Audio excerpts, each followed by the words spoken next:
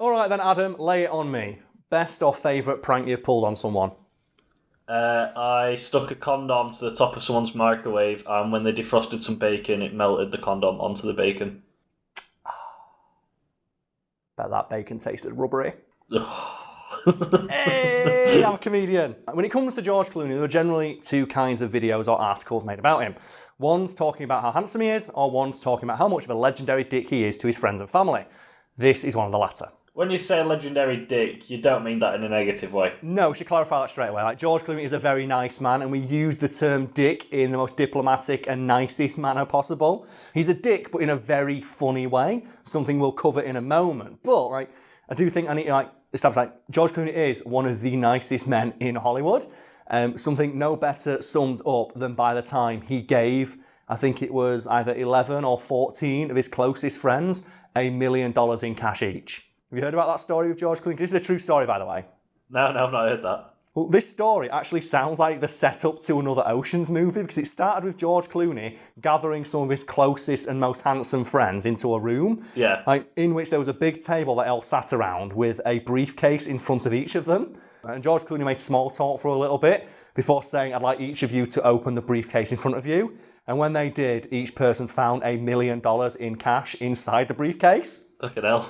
At which point George Clooney explained, when I was a struggling actor trying to make it in Hollywood, you helped me, you let me sleep on your couches, you supported me when no one else believed that I could be a success. And now that I'm a success, I'm in a position to help you in the same way. Use this money, send your kids to college, go on holiday with it, do whatever you want. It's a thank you gift from me. Do they actually get $1 million though? Because I know you have to pay taxes with gifts and things like that. You do, yes. There is a lot of weird, legal and financial hurdles when it comes to just giving people a large cash gift like Clooney did, which Clooney was well aware of, which is why he paid all the associated fees and taxes for his friends to make sure they got the exact $1 million that he was gifting them. What a dude.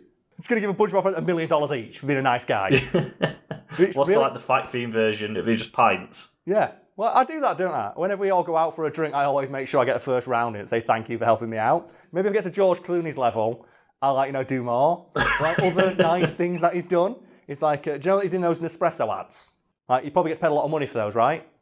Oh, I imagine so, yeah, definitely. Yeah, he does, but he doesn't take the money, he gives it to a charity, which, if I remember correctly, maintains a satellite over a border somewhere in the Middle East to make sure war crimes aren't committed.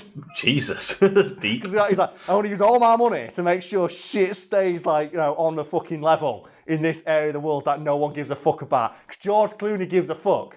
And on a more personal level, it's noted that whenever he makes movies, he always takes time out of his day to learn everybody's name. He always tries to introduce himself and talk to every member of the cast and crew. And I think that's very similar to Tom Cruise. We've talked about before, does something very similar, where he always goes out of his way to speak to every single member of the cast and crew, to the point where there's almost nobody working in Hollywood who has a bad word to say about either of them. God. Which is kind of an achievement, really, isn't it, to think? Oh, yeah. It's very cutthroat Hollywood, isn't it? I'd like to contrast that with all the stories out there of just James Corden being a huge fucking bellend. Oh, yeah, I've heard that. And so people don't know what we're talking about. There is a long-standing industry rumour that the reason James Corden no longer works on British television is because he's such a massive bellend, nobody wants to work with him. So he had to go over to America. And there's this great fucking interview / game he played with Jimmy Kimmel. Yeah. Who's probably the opposite of James Corden in the sense that Jimmy Kimmel is a super nice guy to all his staff. And when all the lockdown stuff started? Yeah. The first thing he did is he paid all of his staff out of pocket to make sure they kept their jobs and they kept financially secure. Good. There's a game him and James Corden are playing where it's you need to answer a question or you got eat something awful. Yeah.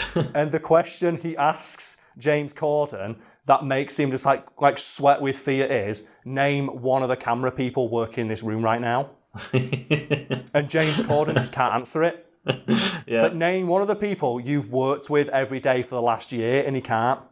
Yeah, that sums it up really, doesn't it? Oh, it does. That little gesture, sums up how few fucks that man gives about the people working with him. Yeah. I mean, that just literally it's now just name one person you work with and you can't. Yeah, name one of the camera people working around that you presumably interacted with every single day for the last year. and he can't. Oh, so bad. Yeah. Bringing it back to George then, like, what is it that makes him such a lovable dick? It's just, he loves playing pranks. And the pranks he plays, like, range from just, like, innocent and hilarious to so well orchestrated, like, they might as well come, like, straight from the script of an Ocean's movie. To start with examples of small innocent pranks, you have placing a bumper sticker which simply read "small penis on board" on the back of Brad Pitt's car. Oh no. Which is like amazing. And apparently Brad Pitt is on the receiving end of so many George Clooney pranks, and especially pranks involving bumper stickers, because George Clooney has said, whoever looks at the back of your car. Yeah. And we've talked before about when he put one on the back of Brad Pitt's car that just said "fuck cops" with a big weed sticker. And Brad Pitt was getting pulled over all the time and couldn't understand why. In the same vein, like the small penis on board one, he said, like, he was on a movie with him, and like he said, every time I drive in, there was more people than usual beeping at my car, recognising me, and I'm not sure what's going on. So obviously they're reading the small penis bumper sticker, beeping, driving past, realising it's Brad Pitt, who's thinking, oh, they've recognised me, and waving at them. And another one that he did with Brad Pitt, like, and this is fucking brilliant, is he got a load of stationery, like, with Brad Pitt's name on it, and sent letters to random celebrities. Oh no. Including one to Meryl Streep saying, oh, I heard that you need a dialect coach. If people don't know how these, like, Meryl Streep is known as, like, one of the best, like, you know, actors in regards to, like, being able to emulate accents in the world today. And he said, absolutely. And he sent her a load of, like, advice. Like, yeah, here's the guy who helped me with my accent for Troy. It's great. And then you have the time he put 15 pounds of gravel in Bill Murray's bag. Fucking hell. Just so he had these unexplained big heavy packages in his bag when he was going through customs. That's just reminded me of a little story I've got. So when we were in America, I went to New York when I was with camp, and we got talking to this guy, and he'd been fired from his camp. Reason being is that he hated one of the children he was looking after. Okay. So he filled his bag with rocks and made him climb a mountain. To teach him a lesson. And speaking of Bill Murray, he's also quite well known for being, like, you know, a prankster. My favourite example of that being when he crashed a party once with the Wu-Tang Clan, went behind the bar, gave him like $1,000, and then every time someone ordered a drink, no matter what it was, just gave him a shot of tequila. That's one way of doing it. Bringing it back to George Clooney, like, another small, like, innocent prank he did was he was on the red carpet with Ryan Gosling, and just before he went out to do interviews, he got a bottle of water and sprayed it on his crotch. Oh. So Ryan Gosling, like, he pissed himself. Jeez, that's like a nightmare. It is, isn't it, as well? Because imagine how many photos appeared in, like, magazines the next day of, oh, did Ryan Gosling piss himself? And George Clooney's probably reading them, laughing his arse off. So what are, like, the Ocean's 11 standard pranks he's done? Well, my favourite one of those is the time he leaked to the press that Brad Pitt was going to get married. He wasn't, right. But, like, George Clooney, like, you know, had the, like, you know, the connections to, like, you know, leak that information, and then he spent thousands of his own dollars arranging to have, like, tables and chairs delivered to Brad Pitt's summer home's back garden. Without his knowledge, so that when, like, you know, the press flew over in helicopters, it looked like someone was setting up, like, a party in his back garden. Yeah. And then for weeks he was being hounded by the press thinking he was getting married, and had, like, helicopters flying over his house, and he couldn't figure out why. And do you know what the best part about that is? Like, he arranged to have all this happen just when the place it's been, I think, Lake Como was about to have, like, torrential rain for 2 weeks straight. Oh, fucking hell. To make sure that the paparazzi and press that turned up stood out in the rain, and they apparently waited for 2 weeks before they realised it wasn't happening. I mean, that's a long time to be just stood there. In the rain. You know what? I don't think he's getting married. I've not seen him. And before anyone starts to feel bad for these people, remember it's the paparazzi, and nobody gets harassed by the paparazzi more than celebrities. And are you aware of some of the stuff celebrities have done to fuck with the paparazzi before? Oh, yeah. I can't remember who it was, but I remember one just walking backwards. I know the famous example is Daniel Radcliffe, who wore the same outfit for 6 months when he was doing a play. Yeah, so that after a couple of weeks, paparazzi stopped turning up because they couldn't sell the photos because they looked like they were all taken on the same night. That's smart. That is a good one. Then you got, I think, Joseph Gordon-Levitt followed the paparazzi around with a camera. He just followed, and then he uploaded the video to his YouTube channel, and the paparazzi is yelling at him saying, "This is harassment." He's like, "You're following me." It's so good. It's so good. When I saw this article, it stood out to me because it's just it's mental. Like, what's this about him shitting in a cat tray? Well, this story takes place in 1993, and it might be one of George Clooney's favourite ever pranks, or at least it's the one he talks about the most. So to set the scene, George Clooney has just broken up with his wife, and he's moved in with a friend of his. Obviously, it's a rough time in his life, and his friend's helping him out. But George Clooney decided, well, I need to cheer myself up, so let's play some pranks. And he decided that the target of his pranks was going to be his friend's cat. And what George Clooney did is every single day he'd wake up and sneak into the bathroom where the cat's litter tray was and scoop up all the poop, put down some like kitty litter, smooth it all out so it looks like it hadn't been used, and then go back to bed. And he did this for so long that his friend eventually started to get worried that there was something wrong with his cat and went to the vet and got some cat laxatives. Oh, God. And according to Clooney, he continued to scoop up the poop for another few days after that. Like focusing on this cat litter tray with the kind of laser-like precision only afforded to a man who's desperately not trying to think about his ex. And the final stage of his plan came when his friend revealed to him, look, I'm really worried about my cat. My cat is not pooping. I don't know what I'm going to do. I might have to take it to the vet. And get some surgery done on my cat because it's probably so full of poo right now. So what Clooney did is, when his friend went to sleep that night, he snuck into the bathroom and coiled out a perfect human turd into the cat litter tray and then snuck back to bed. So I'm guessing what happened next then is that his friend just found this massive shit. Yeah, but according to Clooney, the thing that made his sides go into orbit is when he heard his friend walk into the bathroom, come to a dead stop and then loudly exclaim, "Oh my God, Kitty!" Can you imagine? He's got his tiny little cat and you go into it's not pooping like a week in your eyes. He was about this like human-sized, ginormous turd just right in its cat litter tray. He just looked at his cat like, "Oh my God, Kitty, no!" No, he would need a vet if he did that. That poor cat. Just crapping like mad and it doesn't know why. It's just confused as why he's getting all the fuss now. Man, fucking just George. What a ledge George Clooney is, eh? And the story gets just a little bit better, Adam, because do you know what that friend did after noticing his ginormous man poo? Oh, God, what? They ran to get George Clooney to show him. Oh, no. To show him how big the poo was. And George Clooney's like, "Wow, big, eh? Man, that cat had a rough day." Oh, what a fucking ledge. So I just can't imagine George Clooney doing it, because my vision of him is like wearing a nice suit and having a proper coffee.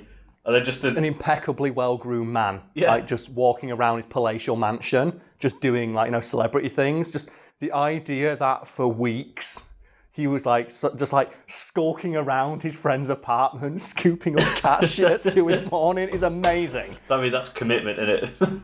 It is, and that's the thing. It's not that he just plays pranks; it's that he plays such elaborate pranks. He loves them that much. Like the one about Brad Pitt, where he spent weeks leaking information to the press about him getting married. And the only story that I can think of that's even remotely similar is what Bill Gates did when he got married. Are you familiar with that story? Oh, no, I've not heard that one, no. Well, when Bill Gates got married, he was well aware that obviously it was big news, like world's richest man gets married. There was going to be a lot of press trying to get a photo of his wedding. So what he did is he just rented out every single helicopter on the island he was getting married on. Oh, God, yeah. So when the press went to try and get a helicopter to go fly over his wedding and get exclusive photos, they were all just rented. You couldn't do it. By Bill Gates. It's how fucking good is that? When you're talking about the bumper sticker on Brad Pitt's car, all I could think about was the In-Betweeners, when they put one on the back of Simon's car. It just says, "Honk if you want a blowjob." That's so wrong. I don't remember much about the In-Betweeners, but I think the only thing about that show I remember is the film. Yeah. And it's just the line where they arrive at their hotel, and it's a really loud, lager lout from the back of the bus goes, "Don't worry, lads, it'll be great when it's finished." Just something about that line cracks me up every single time. But fucking hell. Just Lancashire. I fucking just loved the idea of George Clooney skulking around, scooping up cat shit. I hope when he was doing that, it humanises him. I hope he was wearing his suit and having a nice coffee. He might have been. We don't know. So you can't imagine someone just that famous doing normal things. It's why it's so strange. It's nice to think that someone that immensely wealthy and successful still finds it funny when he puts just like a bumper sticker on his mate's car saying, "I have a small dick." It was just something about that the friendly rival between him and Brad Pitt. And apparently Brad Pitt never plays any pranks on George Clooney, and he doesn't know why he does it to him. That's what makes it funnier then. He just keeps out like, "Please, George, stop doing this." He's like, "Nah." No, mate. But I think one of the other ones we talked about in a previous video is when he sent a letter from like that Brad Pitt stationery he got made to a film set he was going to be on, saying, "Oh, no one's allowed to look me in the eyes." And Brad Pitt is a really friendly dude. He's like George, where he wants to meet and get to know everybody. Yeah. And he spent like a week wondering why none of the crew would talk to him.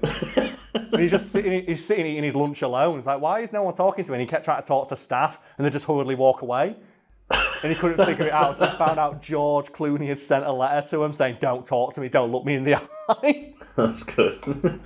Oh man, and like to bring that back, see what we mentioned, like there was a Jimmy Kimmel thing. Yeah. Have you heard like the story about like Ellen, the Ellen DeGeneres show?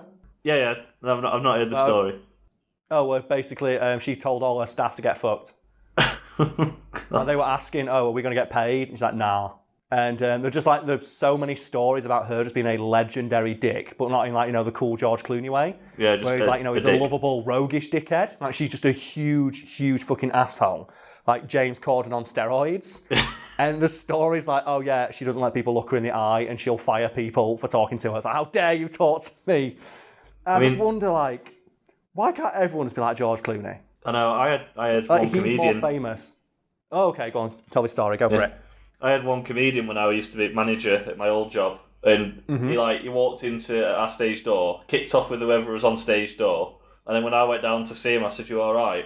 He just went, "Well, you'll fucking look at me with that gormy face," and I was like, "Great, well, this is going to be a great working relationship." Oh man, I just don't get it. I don't understand, like, what gets into people's heads. Like the example I was is George Clooney. Like, he is one of the most recognisable, famous men on the planet. And even he takes time out of his day just to be like, a human being. Yeah, exactly. Like Tom Cruise, whatever people say about him, he's one of the most successful, famous people on the planet. And he's still nice to people who bring him a cup of coffee. That's it. It's not hard. The stories you hear about like other celebrities, like how are they fucking famous? Like how do they continue to be successful or famous when like this is the way they'll treat people? It's so bad. Like that Ellen DeGeneres one cracked me the fuck up. Because it's just like the stories make her sound like a supervillain, like snapping at people for like looking her in the eye. Given what you used to do for a living, like you might be familiar with like the crazy stories you hear about like celebrity riders. Oh yeah, I've had some daft ones, mate. Like the crazy things they'll insist on, and they'll like throw a hissy fit and refuse to go on stage. Yeah. If they don't have insert crazy ass impossible to obtain item. I think Madonna's got a famous one. They have to replace all the toilet seats before she comes in. I think the worst we've had, or like one of the ones that comes to mind, was when we had the Top Gear crew. And okay, so Jeremy Clarkson, well-known asshole, what did he request? Yeah, his first point, like point one, was I want a brand new PS4 with all these games. Oh. And the thing is, it comes out of our budget. Oh. Yeah. But the thing as well is, a brand new PS4, that means it's not even got his profile on it. Nope. Like, what games did he even want to play? I can't remember off the top of my head. There was just like a list Please of tell me about... it was like... I'd love it if it wasn't even driving games. You know what? I don't think they were. It was like Persona 5 or something like that. So I'll never complete this. I only get like an hour to play for every show. I'll never get to the end. I can't remember who it was. We had someone who requested 17 strawberries. Why 7? It's so dumb. Like, at some point, it must just be like a dick measuring thing with celebrities. Like, what's the weirdest thing I can ask for and get? Oh, yeah. They push the boat out, try and push the buttons.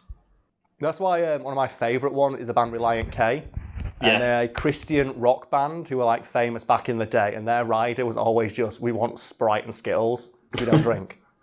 That's all they ever asked for. We want Skittles and we want like soda. Yeah. And they had to stop asking for that because fans got wind of it. And every show they just get pelted with Skittles.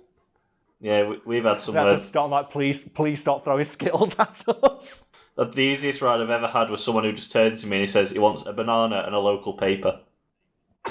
Who was that? Who was that legend? It's I want potassium in the news. I've done so many shows I forget, but I just remember like just stupid little shit like that. Oh man, a banana and a local fucking newspaper. That's amazing. That's such a good one. That's how it should be. It gets you off on the right foot, you can have a laugh about it when they come in like, I want these 300 things which are really specific and expensive. You're like, well, yeah, Mariah Carey is the most famous one for that, where she like requested puppies, but not just like one puppy. It's like, I want 16, and I want them all with this specific breed, and no one else is allowed to play with them. It's like, where are we going to source this many puppies on like short notice? And it's like, oh, no staff are allowed to look me in the eye, which is apparently a really popular one. No, you've actually had someone do that I don't want anyone to look me in the eye thing. Yeah. Did they actually write it on their rider, or do they just tell you no one's allowed to look me in the eye? Well, you know, I quickly mentioned the person who's called me Gormy and kicked off with a member of staff as soon as he walked in. It was the same person, and the name's come to me now. Okay, are you allowed to name names? Well, why not? It's true. Oh, fuck it, why not? Go on and do it. It's true. Mark Steele, who's a comedian. Mark Steele. Wait a minute, I know that guy. Is he the guy who appears on like panel shows every now and again and is not funny? Yeah. Okay. There'll be a picture of him behind you, but... I don't know if he was just stressed. That makes it worse, because he's not even a good comedian. Yeah, I don't know if he was just stressed that day, what? Like Dara O'Brien or something turns up. It's like, no, he's just like a D tier, occasionally appears on TV sometimes, comedian, and then just yelling at people. Oh, man, that's so bad. Oh, that was a great day. Did he have in his rider then, don't look me in the eye? Or did he just tell you, don't look me in the eye? No, so he came in, he kicked off with the security guard who's on stage door, then he kicked off with me, and then he couldn't get parked, so he was getting angry that he couldn't get parked, and then when he finally came back, he went and sat in his dressing room, didn't want to talk to anyone, and then I went to get him for his show. He wouldn't talk to me, he wouldn't look at me, and we have someone on the door, and they were looking at him to give the nod that he's ready to go on stage, and he wouldn't look at him, and then he got really angry that they weren't opening the door. He was just an all-round bellend, to be honest. Oh man, what did you ever get to a point where you just thought of saying, go fuck yourself? Yeah, I asked the other manager on to swap. Yeah, I'm really bad at dealing with stuff like that. One of my old jobs was working champagne service at racecourses. Yeah. It's super, super wealthy people. And the thing I always noticed was the people who were genuinely rich, they were the most laid back people ever because they don't give a fuck. Yeah, absolutely. They don't need to worry about anything because everything in life is taken care of. Then you have things like new rich, like nouveau riche, like the young people who've got something to prove, and they were always huge fucking pricks. Yeah. And I just adored being sarcastic and just ignoring them. Yeah, I know that. When they click their fingers, and just completely blank them when they click their fingers, and they get so fucking mad at that. It's like, waiter. And then I'd wait for their wife. Usually it's their wife would be embarrassed and go, excuse me, go, yes madam, what can I get for you? They're just trying to prove a point, aren't they? You know, I'm in charge, I'm richer than you and all that. It's stupid. But I have the alcohol, so technically I'm the one in charge, and I can refuse service to whoever the fuck I want. And my favourite thing I ever did to a guy like that, and he was fucking fuming, is I went to a table, and it was one of those things he's snapping his fingers, being really aggressive. Then his wife asked for a drink. I went, oh yeah, what can I get for you, madam? And he talked over his wife. I went, excuse me, sir, don't interrupt the lady, it's rude. And turned back to his wife and turned my back to him, and he was fucking fuming. He got so mad, but he couldn't say anything because everyone on the table just went Oh, it's just... And then it's just so good because as well, his wife after the fact was like, oh, what a nice young man. Yeah. Oh man, and as well, I didn't give a fuck. So, oh no, they're gonna they'll just move me to a different part of the race course, away from the rich people who don't tip. Do you know tips better than rich people? Regular people who've won a load of money.